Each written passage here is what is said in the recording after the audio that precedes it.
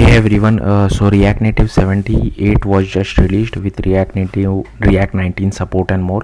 Let's go through the blog post. So today we are excited to release React Native 78. This release ships React 19, React Native and some other relevant features like native support for Android vector drawables and better brownfield integration for iOS. So highlights are React 19 towards smaller and faster releases, opt-in for JavaScript logs in Metro, added support for Android XML drawables and React Native Factory on iOS. So highlights React 19. So React 19 is now available on React Native. React 19 requires updating your app as we introduce some changes from React 18. For example, we removed some APIs such as prop types, and you need to adjust your apps to make it compatible with the new version of React. Follow our step-by-step instructions to upgrade your app to React 19. After the migration, you will be able to leverage all the new features of React, including non-exhaustively actions. These are functions that uses async transitions. Async transitions automatically manage submitting data for you. They handle pending state, optimistic updates, error handling and more. Use action state, a utility hook built on top of actions. It takes a function and returns a wrapped action call. When the action is called, it will return the last result of the action in its pending state. Use optimistic, a new hook that simplifies showing the final state of an update optimistically while the async request is underway. If the request errors, React will switch back to the previous value automatically. This is a new API that allows access to resources during render. You can now read a promise or context with use, and React will suspend until they resolve. Ref as props, you can now pass ref as prop like you do with any other prop. Functional components will no longer need forward ref, and you can migrate your components now, and many others. For a complete list of the many of the new available features, have a look at the React 19 release blog post. React Compiler, it is a build-time tool designed to optimize React application by automatically applying memoization. While developers can manually use APIs like useMemo and useCallback and React.memo to prevent unnecessary recomputation of unchanged parts of an app, they could also forget or misuse these optimizations. React Compiler addresses this by leveraging its understanding of JavaScript and of the rules of React to automatically memoize values or groups of values within components and hooks. With this release, we simplified the process to enable React Compiler in your React Native apps. In previous version, you have to install two packages, the compiler and its runtime. After those packages were installed, you had to configure a Babel plugin to enable React Compiler through Metro. Now you need to install the compiler itself and to configure the Babel plugin. To learn how to enable it, you can follow our step-by-step guide. To verify the compiler is running, you can open React Native DevTools. You should see that the components that are memoized have the memo tag attached to them in the component inspector. If you want to learn more about React Compiler, there are useful resources like the React Compiler docs, React Compiler deep dive.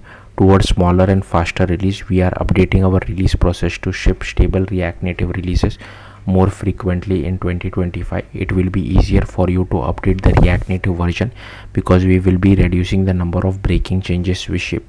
Faster releases also means that all bug fixes we ship internally are reaching you earlier, and you can benefit from the latest features we develop inside React Native. We believe this model will benefit every developer in the React Native ecosystem, as fewer breaking changes means a more stable framework that everyone can rely on. Opt-in for JavaScript logs in Metro. We have added an opt-in to restore JavaScript log streaming via the Metro dev server, previously removed in 77 for community CLI users. This is in response to user feedback as well as reviewing where we are with our replacement offerings today. To opt-in, use the new --client-log flag. This can also be aliased via an npm script for convenience. Log streaming in Metro will be going away in future and remains off by default. However, we intend to give developers a longer migration period to adapt to this change. This update will also be made available in the incoming 0.77.1 minor release. Added support for Android XML drawables in React Native 78. We are shipping a new way to load icons, illustration and other graphic elements on Android as XML resource. This means you can use vector drawables for displaying vector images at any scale without losing quality, or shape drawables for drawing more basic embellishments. This is all supported by the same image component that you know and love. To use this feature today, you can import XML resources like any other static resource by referencing them in the source prop. Furthermore, using XML resource rather than bitmap will also help you reduce your application size and will result in better rendering across screens with different DPI. Then here is our image component. Here is the image icon.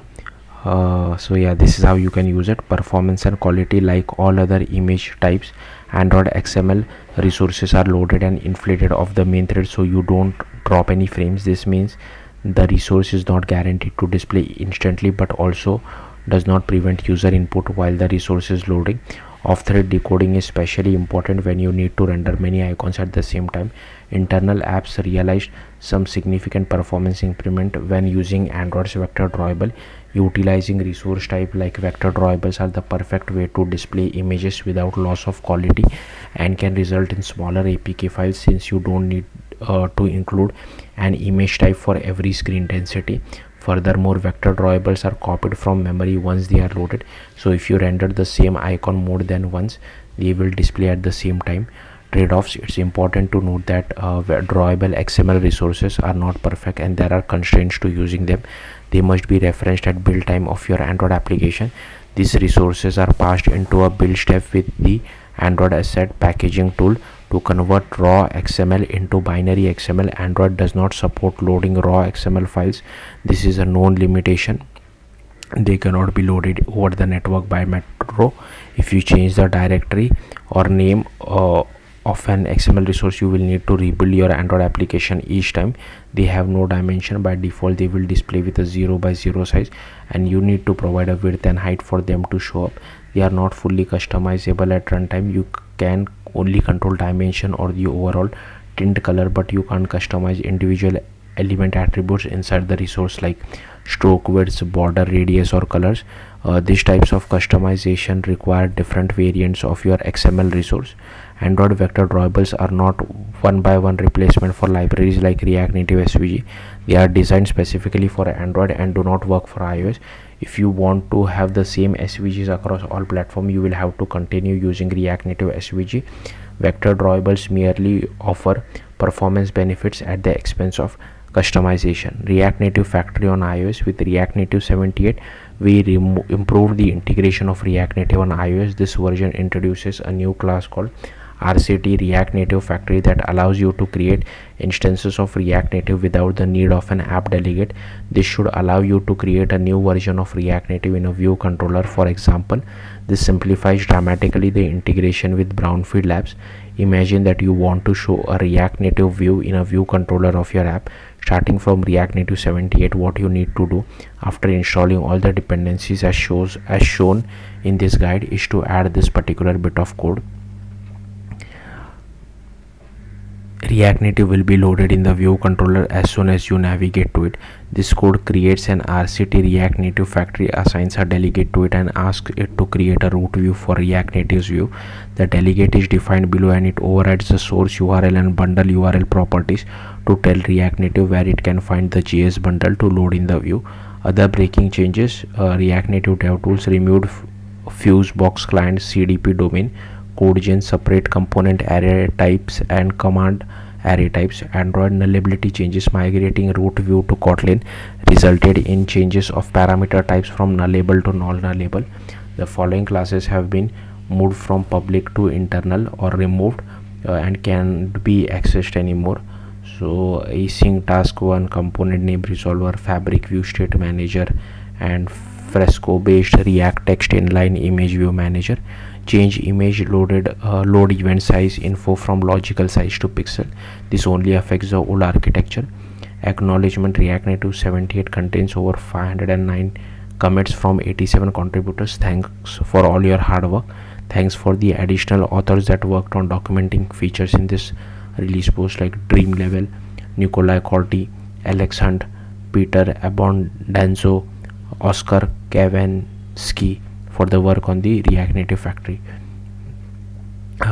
Please use React Native Upgrade Helper to view code changes between React Native versions for existing projects in addition to the upgrading guides.